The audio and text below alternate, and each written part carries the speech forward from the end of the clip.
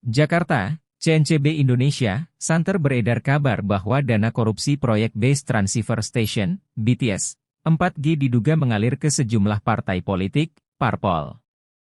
Kasus tipikor ini membuat mantan Menkominfo Johnny G. Plate ditetapkan sebagai tersangka. Menanggapi hal tersebut, Pelaksana Tugas, PLT, Menteri Komunikasi dan Informasi, Menkominfo, Mahfud MD buka suara. Mahfud mengatakan sudah mendapat kabar tersebut lengkap dengan nama-namanya.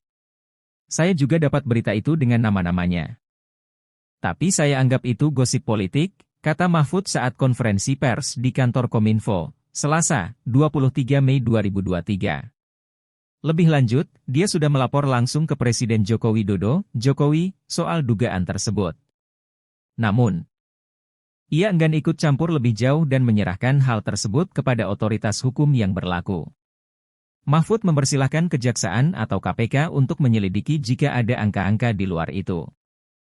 Tapi ya kalau saya sendiri menganggap itu sebagai gosip politik yang tidak akan saya tangani secara administratif di sini secara manajerial kelembagaan karena itu sudah masuk ke ranah hukum, tegasnya. Baru-baru ini, Kejaksaan Agung, Kejagung, resmi menetapkan mantan Menkominfo Johnny G. Plate sebagai tersangka korupsi BTS 4G di wilayah 3T. Pihak Kejaksaan Agung menjelaskan kasus ini merugikan negara mencapai 8 triliun rupiah. Direktur Penyidikan, Dirdik, Jaksa Agung Muda Pidana Khusus Kejaksaan Agung, Kejagung, Kuntadi menjelaskan pihaknya tengah mendalami kasus termasuk aliran dana korupsi tersebut. Kerugian lebih dari 8 triliun rupiah juga diungkapkan Badan Pengawas Keuangan dan Pembangunan, BPKP. Ini berdasarkan bukti yang didapatkan dan telah disampaikan pada Jaksa Agung.